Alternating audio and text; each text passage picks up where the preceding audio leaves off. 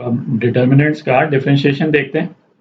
Determinant का topic तो अपन कर चुके हैं, है ना। डिटर्मिनेंट क्या होते थे कि जो स्क्वायर मैट्रिसेस होती थी, स्क्वायर मैट्रिसेस क्या हो गई, है ना, 2x2 मैट्रिक्स हो गई, 3x3 मैट्रिक्स हो गई, है ना। इसी तरह से तो जो स्क्वायर मैट्रिसेस हैं उनके एलिमेंट्स को यूज करके हम एक पर्टिकुलर ऑर्डर में उनको अरेंज करते हैं। सपोज कोई 2x2 मैट्रिक्स है ना, उसके एलिमेंट्स को हमने ले लिया A1 A2 A3 और A4, ये 4 एलिमेंट हैं सपोज, ठीक है। तो उसको हम डिटर्मिनेंट के फॉर्म में लिख सकते हैं, इस तरह से उसको डिनोट करते थे। और डिटर्मिनेंट को खोलने का, है ना, एक पर्टिकुलर ऑर्डर होता था, है ना। क्या order? A1 multiplied by A4 minus A2 multiplied by A3। अच्छा, इसी तरह से एक पर्टिकुलर पैटर्न से हम 3x3 का जो डिटर्मिनेंट है उसको भी खोल सकते हैं, है ना। ये सब तो अपन कर चुके हैं वहाँ पे डिटर्मिनेंट के टॉपिक में। अच्छा, अब देखते हैं डिटर्मिनेंट्स को हम डिफरेंशिएट किस तरह से करते हैं। यहाँ पे A1 A2 A3 A4 numbers भी हो सकते हैं और कोई फंक्शन भी हो सकते हैं, है ना। कोई ज़रूरी नहीं है कि नंबर ही हो। तो कोई डिटर्मिनेंट जो है उसको, एक सपोज कोई फंक्शन है, उसको डिटर्मिनेंट के फॉर्म में हमने इस तरह से लिख दिया, है ना। f1x f2x f3x f4x, ठीक है। इसको यदि इस तरह से खोलेंगे तो ये भी एक फंक्शन ही रिटर्न करेगा, ठीक है। अच्छा, अब इसका जो डिफरेंशियल जो है, उसका डिफरेंशियल जो है वो किस तरह से होता है, f डैश x यदि हमको करना है इसका डिफरेंशियल, तो क्या है कि एक रो को एक बार हमको लेना है और उसका डेरिवेटिव के रूप में उसको एक्सप्रेस करना है ना। तो फर्स्ट रो ले लिया अपन ने, उसका derivative f1 dash f2 dash f3 f4 वैसा का वैसा, प्लस सेकेंड रो अब हम लेंगे तो फर्स्ट रो, है ना, सेम यूं का यूं डाल दिया और f3 डैश f4 डैश। तो डिटर्मिनेंट की हर रो, है ना, one row at a time लेकर के उसको डिफरेंशियल के रूप में एक्सप्रेस करके बाकी रो सेम रहेंगी और अलग अलग डिटर्मिनेंट का सम के रूप में अपन एक्सप्रेस कर देते हैं। ये इसका डिफरेंशियल हो जाता है। डिफरेंशियल ऑफ अ डिटर्मिनेंट, है ना, उसका ये एक्सप्रेशन हो गया, ठीक। अच्छा, यदि अब हमारे पास में 3/3 का डिटर्मिनेंट होता, है ना, सेम चीज, कोई डिफरेंस नहीं है, f1 f2 f3, suppose f4 f5 f6, यहीं पे लिख दे रहा हूँ मैं, f7 f8 f9, यदि इस तरह से है ना, तो इसको यदि हमको डिफरेंशिएट करना होगा, है ना, ये f, इसका यदि हमको डिफरेंशिएट करना होगा f डैश, तो ये क्या हो जाएगा, f1 dash f2 dash f3 dash, है ना, f4 f5 f6 ये सेम, f7 f8 f9 ये सेम, है ना, प्लस अब सेकेंड रो का डिफरेंशियल, है ना, first row same, second row f4 dash f5 dash f6 dash, third row same, और प्लस अब की बार फर्स्ट टू रो सेम और थर्ड रो डिफरेंशियल के फॉर्म में f7 dash f8 dash f9 dash, है ना। ये क्या हो गया, f डैश हो गया, 3/3 वाला जो डिटर्मिनेंट है, ठीक। अच्छा, अब ये देख लेते हैं कि ये जो एक्सप्रेशन है ना, ये एक्सप्रेशन जो है वो आया कैसे, ठीक है। 2/2 का डिटर्मिनेंट लेके कर लेंगे, है ना, सेम प्रिंसिपल 3/3 वाले में भी लगेगा। तो इसका प्रूफ देख लेते हैं, है ना, आप उसको अप्रिशिएट कर पाइएगा कि कैसे आ सकता है। तो सपोज ये एक डिटर्मिनेंट है ना, फंक्शन f(x) है ये, तो इसको डिटर्मिनेंट को यदि हम खोल दें तो क्या आ जाएगा, f1 f4 minus f2 f3 आ जाएगा, ठीक। और इसको हम डिफरेंशिएट कर दें तो क्या आ जाएगा, f1 dash f4 plus f1 f4 dash minus f2 dash f3 minus f2 f3 dash, ठीक है। अच्छा, अब इसके डिफरेंशियल का ये जो अपन ने एक्सप्रेशन जो लिखा हुआ है, तो इसको आप देखें और इससे कंपेयर करें, है ना, तो सेम ही चीज लिखी हुई है ना। आप देख ही सकते हैं f1 डैश f4 ये है और माइनस f2 डैश f3 ये हो गया, और इसमें f1 f4 डैश और माइनस f2 f3 डैश, ठीक है, वो ये हो गया। तो ये जो एक्सप्रेशन है ना, और ये एक्सप्रेशन, है ना, एग्जैक्टली सेम है। अब कुछ एग्जांपल्स करते हैं। तो एग्जांपल करते हैं, है ना, late f(x) is equal to, है ना, ये डिटर्मिनेंट दे रखा है।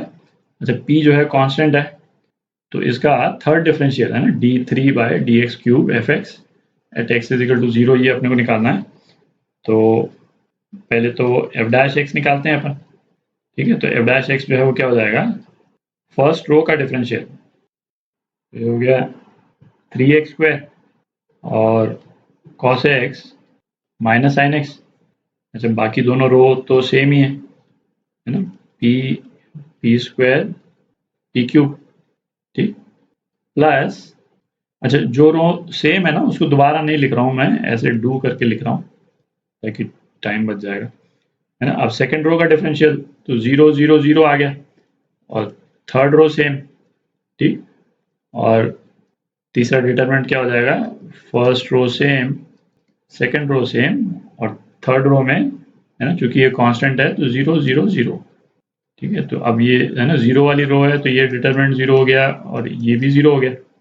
सेकंड डिफरेंशियल निकाल रहे हैं एफ डबल डैश एक्स, ठीक है। तो ये क्या आ गया 6x माइनस साइन एक्स और माइनस कॉस एक्स। अच्छा, बाकी दोनों रोज जो हैं इस वाले केस में लिख लेते हैं, बाकी दोनों रोज सेम p³, ठीक है। अच्छा, बाकी के जो दो डिटर्मिनेंट है ना, मैं लिख नहीं रहा हूँ बट दिख ही रहा है ना, वो 0 आ जाएंगे, ठीक।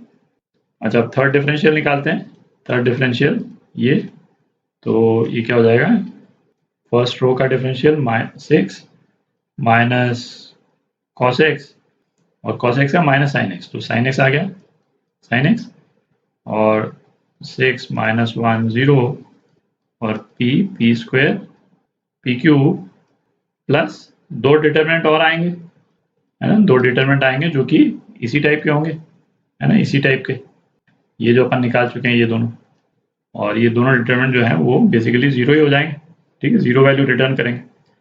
तो अपने पास में एफ ट्रिपल डैश एक्स जो है वो ये आ गया, और हमको निकालना है x इजिकल टू 0 पे, तो x इजिकल टू 0 पे ये क्या हो गया, -1 हो गया, और ये जो है 0 हो गया।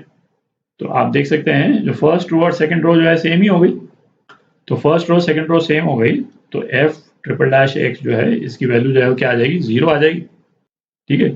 और हमको ऑप्शंस में क्या दे रखा है कि ये, और चौथा ऑप्शन क्या है, इंडिपेंडेंट ऑफ p, है ना, तो 0 आ रहा है अपना, तो जिसमें p नहीं है तो इंडिपेंडेंट ऑफ p, ठीक है, ये आपका आंसर। तो ये क्वेश्चन करते हैं, if f r x g r x h r x, r जो है 1 या 2 या 3 हो सकता है, are polynomials in X such that F R A is equal to G R A is equal to H R A, है ना, again are 1 2 3 के लिए। तो ये डिटरमिनेंट दे रखा है, एफ डैश एक्स निकालना है अपने को एक्स इज इक्वल टू ए के लिए। अच्छा, तो ये जो अपने को दे रखा है ये क्या दिया हुआ है, इसको यहाँ पे लिख लेते हैं अपन, कि यदि आर 1 है तो ये बेसिकली क्या दे रखा है कि f1a ये g1a के बराबर है और ये h1a के बराबर है। अच्छा, इसी तरह से f2a जो है वो g2a के बराबर है जो कि h2a के बराबर है, और f3a, और ये जो है केवल a पे है ना, हर जगह पे नहीं है, x की हर वैल्यू पे नहीं है, ये केवल x is equal to a पे है, और h3a ये बराबर है ना, ये हमको गिवन है, ठीक। तो एफ डैश एक्स निकालना है x is equal to A पे, तो एफ डैश एक्स लिखते हैं अपन, तो फर्स्ट रो का डिफरेंशियल है ना, f1 डैश f2 डैश और f3 डैश, और ये क्या g1 g2 g3 और h1 h2 h3, ये हो जाएगा। अच्छा, यहीं पे देख लेते हैं अपन, सी अपने को क्या दे रखा है कि हमको तो इवेल्युएट करना है at x is equal to A पे, तो x की वैल्यू a डाल देंगे, तो ये बेसिकली क्या हो गया, g1a हो गया, ये है ना, g2a और ये g3a, और h1a h2a h3a। तो अभी अपन ने क्या देखा कि g1a h1a ये बराबर है, g2a h2a ये बराबर है, और g3a h3a ये बराबर है। इसका मतलब ये क्या है, ये दोनों रोज बिल्कुल एग्जैक्टली सेम हो गई, दोनों रोज एग्जैक्टली सेम हो गई, तो ये वाला डिटरमिनेंट जो है वो क्या हो गया, 0 हो गया, ठीक है।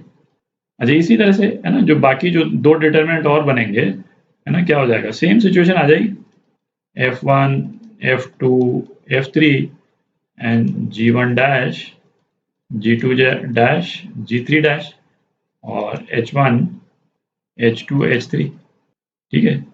और इस वाले केस में जब हम x is equal to a डालेंगे तो बेसिकली क्या हो जाएगा, ये इसके बराबर हो जाएगा, है ना, ये इसके बराबर, ये इसके बराबर, है ना, क्योंकि ये गिवन है अपने को। तो ये सेकंड डिटरमिनेंट भी 0 हो गया, और इसी तरह से जो तीसरा डिटरमिनेंट मैं लिख नहीं रहा हूँ, है ना, ये भी 0 ही हो जाएगा। ठीक है, तो F dash X at X is equal to A, इसकी वैल्यू क्या आ गई, 0 आ गई। ठीक है, तो ये आपका आंसर